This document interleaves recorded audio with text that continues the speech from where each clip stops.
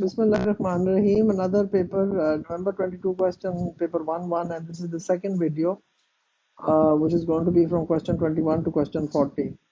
Now, let's look at question number 21. Which changes occur when a person walks from a very cold room into a hot room? In a hot room, of course, you're going to be sweating. So it is going to be increased sweating. So it can be either this or this. Now, the skin blood vessels, what will they happen? Now, please remember it's the skin arterioles. Please remember it is never ever capillaries. Capillaries cannot dilate. They don't have a muscle in the wall. So the skin blood vessels will dilate, and this is the arteries that will dilate, not the capillaries. Please remember this. So that is why the answer is C. Then the diagram shows a section through part of the skin. Which structure is the best insulator? So what is A? A is the hair erector muscle. What is C is the sweat gland. What is D is the adipose tissue. And what is D is the upper epidermis, or the layer which is right at the top. So which structure is the best insulator? Now you all know that the answer is D. The fat prevents heat loss. Just like in a thermos flask, it's insulated so the coffee remains hot. So it's not going to allow heat loss. If in a thermos you have ice cream, it will not allow heat gain. So what you have to understand, insulator is the fat which is in the skin, which is the fat tissue, which is an insulator. Then coming to question number 23, the graph shows changes in the shape of the lenses of a person's eye while watching a bird flying. At which point is the bird flying most rapidly towards the person? That means it's coming towards the person, so it's coming nearer. So from a distant, we are coming now to a near object.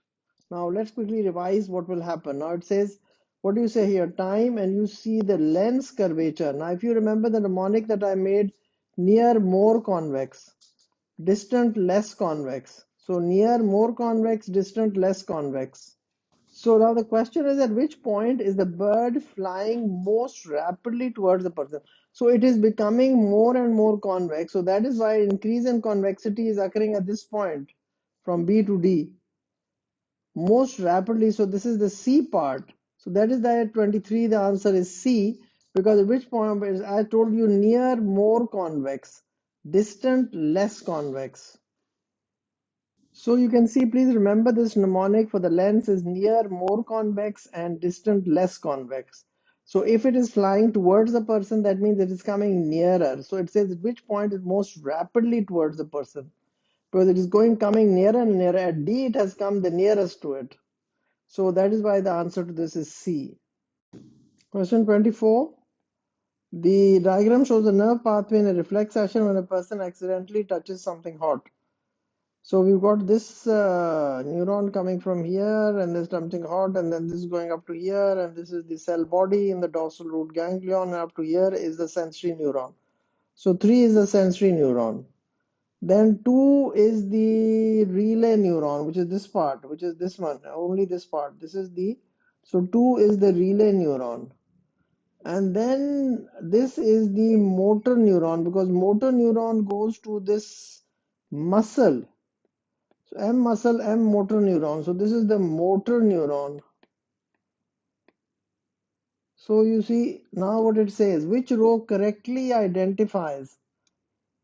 So what is 3? 3 is the sensory, 2 is the relay, and 1 is the motor neuron. So that is why it is easy to answer this question now, because you can understand why the answer would be A. So you must know this, that M motor, M muscle, relay neuron is the one which connects the sensory and the motor, which is inside the spinal cord, and the sensory neuron is here where the receptors are present here and can feel something hot in the skin, temperature receptors in the skin. Then question 25, a patient shows symptoms. Symptoms mean something which the patient has: unexplained weight loss, severe thirst, and frequent need of urination. A test shows high levels of glucose in the urine.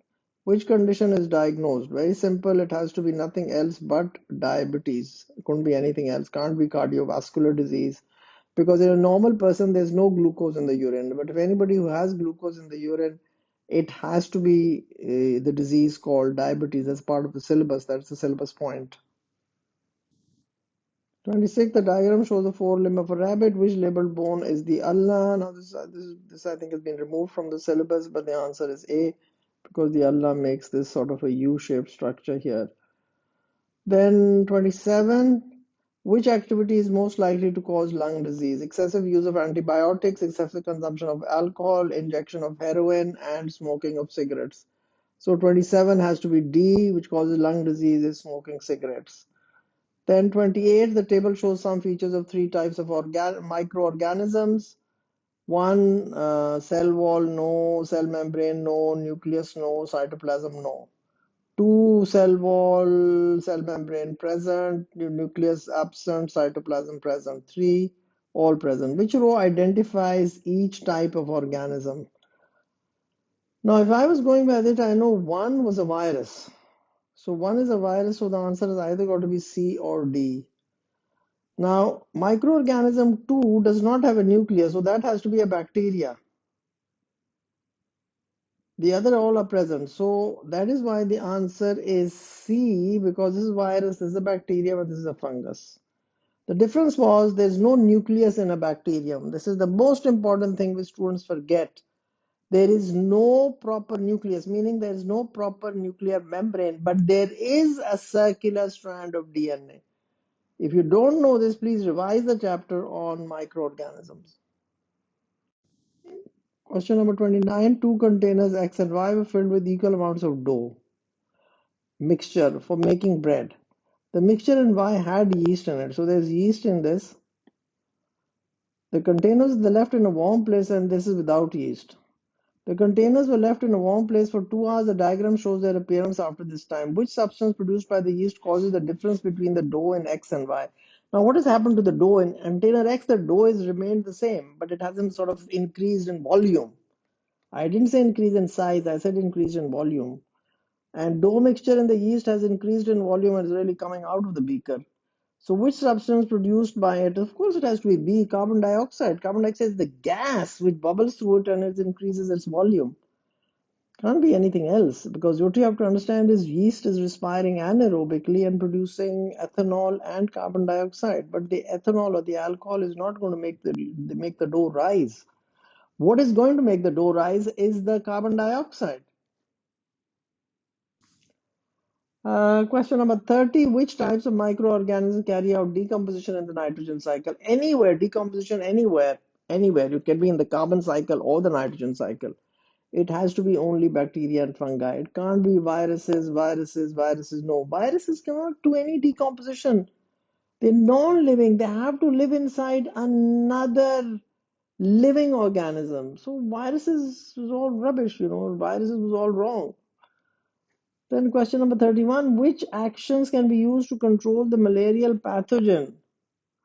Releasing carnivorous fish in ponds and lakes, applying antibiotic creams to the skin. Malaria is caused by a protoctist, which is a eukaryote.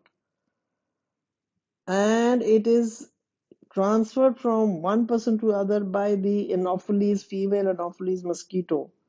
So how can we control the malarial pathogen? Why would we apply antibiotic creams to the skin? Antibiotics only kill bacteria. Spraying insecticides in the buildings. Yes. Why? Because then we have less mosquitoes. Vaccination with the malarial vector. Malarial vector is the machhar, is the mosquito. Why would you inject somebody with the machhar? Or you would put the machhars inside somebody's body. Oh, why would you do that? So 31, the answer is B. Releasing fish, yes, that would eat up all the eggs and the larvae and the pupa. And no antibiotic. Spraying insecticide in the building would kill the adult female Anopheles mosquito. And of course, we do not use this in the vaccination. We would use the dead pathogen, not the dead insect vector. Question number 32. The graph shows the concentration of dissolved oxygen at different points along a river. At which point is sewage emptied into the river? You see, the oxygen concentration at A is increasing slightly, and then suddenly it is decreasing. It's very low, and then it's increasing. So what you have to understand is when you discharge sewage, there's a lot of nitrates in it. And the nitrates cause the growth of algae, and the algae sinks to the bottom. And then, of course, it results in, basically, when you have too much of sewage, there's too many of bacteria. And the bacteria increase in numbers because now there's too much food for them. So when the bacteria increase in number from 10 million, they become 100 million. Then the bacteria respire. Now, when 100 million are respiring, they're using up the oxygen. So the oxygen levels start to fall. So that is the point that you've got to understand. That is why the answer is B. Because that's when the oxygen starts. It says which point is sewage emptied in them. Because after that, then the oxygen levels have started to decrease. So it's a lot of decomposing matter. And then it's the bacterial numbers which will increase. And that is what is called biochemical oxygen demand. More the bacteria, because more the bacteria, firstly is because of there's a lot of dead matter, and that of course causes the bacterial numbers to increase, and all the bacteria are respiring, so they're using up the oxygen, so the oxygen decreases and then the fish start to die. Question 33, the diagram shows how bees visit a species of flowering plant that has tall spikes of flowers. In the flowers at the base of the spike, the carpels are mature, but the anthers are not mature. So you see, carpels are mature means that they're ready to receive the pollen. Anthers actually make the pollen, and they are not yet mature, so they are not actually making the pollen. In the flowers at the top of the spike here, the anthers are mature, so that means the pollen from these anthers can reach other flowers. But carpels are not mature, so that means the seeds cannot develop in these because the seeds develop inside the carpels. So the carpel is not mature, so no seeds will develop in the top of the spike. Now it says anthers are mature, carpels are not mature. Here at the bottom, this is the top ones, and then carpels are mature, anthers are not mature. Bees collect nectar and deposit pollen on the stigma. Now, which statements are correct? Bees visit two flowers for successful pollination. Well, one will take it, and where the carpels are mature, that they will deposit it, because what is pollination is transfer of pollen from the anther to the stigma. The difference in maturing times for anthers and carpel ensures pollination between flowers, because it would not go onto the same flower because the anther is mature but the carpel is not mature. So they won't fall onto the same flower. Seeds will develop first in the flowers at the top of the plant. No, they can't develop in the top of the plant. So that means 3 is wrong. So if 3 is wrong, then 1 and 2, so that is why the answer is B, 1 and 2 only. This is what we have to understand, that question number 33, the answer is B, 1 and 2 only. Then question number 34, the diagram shows a section through a dicot seed. Which structure provides most of the nutrients needed for the seed to grow after germination? Well, it's very simple. What is C is the radicle, B is the plumule, D is the testa, A is the cotyledon. So the answer is A, because that is going to provide all the food. That's got all the carbohydrates, proteins, and fats, which are going to be first broken down by enzymes, and then they are going to provide the glucose for respiration and the amino acids for growth, for making the cell membrane, for making enzymes, for making all the structures which are protein. Question 34, answer is A. Question 35, human gametes are different from each other. Which information about male gametes is correct? Size, large, small, numbers released at one time, normally 1 millions, movement, cannot move on their own, cannot move, can swim, can swim. So male gamete, you know, is a sperm, and sperm has a tail, and it has a haploid nucleus inside it. So size is small. If you look at it as comparing to the ovum, the size is small. So that is why you see it is small and is produced in millions, and it can swim. So that's why the answer is D. That was an easy question. Question number 36, menstrual cycle, which is a very, very difficult area for many students. Question 36, the diagram shows the menstrual cycle. The numbers refer to the number of days after the beginning of menstruation. Which label shows a point in the cycle when implantation is most likely to occur? You see, day 1 to day 5 is the breakdown of the lining of the uterus, which is called the menstruation or the flow of blood, and then 5 to 10, and then 14 is the time when the ovulation takes place, and then after that, the ovum lives for 2 days and the sperms live for 3 days, and all that story which I've done in a previous video. which label shows the point when implantation is most likely to occur? So the answer had to be D, because ovulation takes place at day 14. So after that, if fertilization takes place, then the embryo is going to come and implant. So the answer had to be D. So it has to be after day 14 when ovulation has occurred. And if sexual intercourse takes place, then only the sperms are deposited, and then maybe a sperm goes and fertilizes, and that results in an embryo being formed, and then of course that embryo moved along the fallopian tube or the oviduct and then implants in the uterus. So answer could be D. Answer has to be D, sorry. Question 37. A variety of snail has an inherited condition that affects the thickness of the shell. ST have thick shells, STSN have thin shells, and SN do not survive. Two heterozygous snails are mated. So STSN into STSN. Now, what are the offspring going to be? STST, STSN, STSN, and SNSN. But here, what is he going to get wrong? SNSN do not survive. Nothing left. These do not survive. So, what is the probability that a surviving snail of a next generation is a heterozygote? A heterozygote is this. This is 2 out of 3. What is 2 out of 3?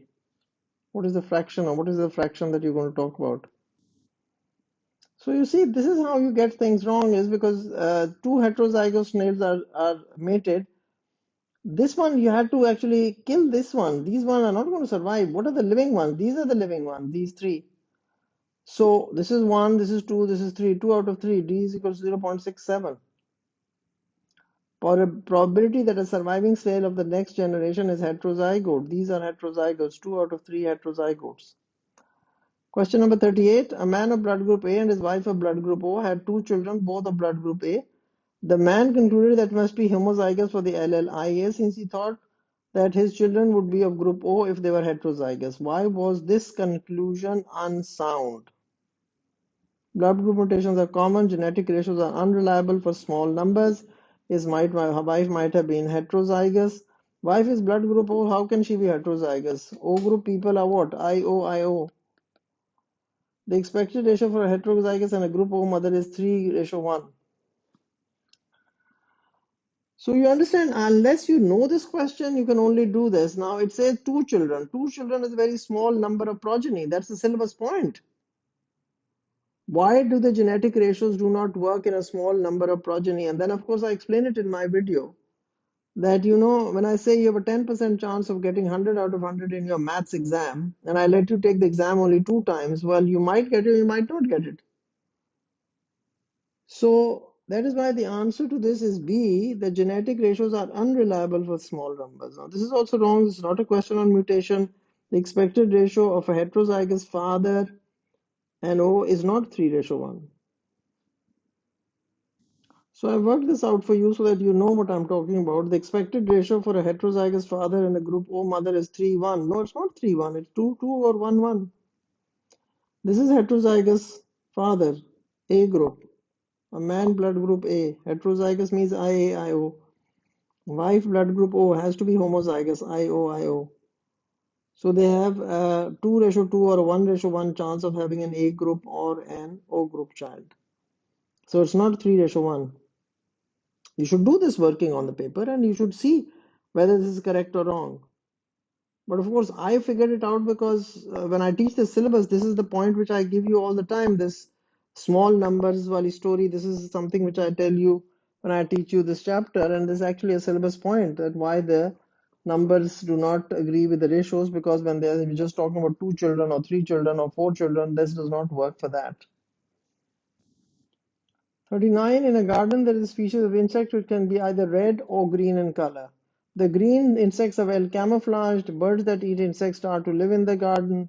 The graph shows the population of red and green insects.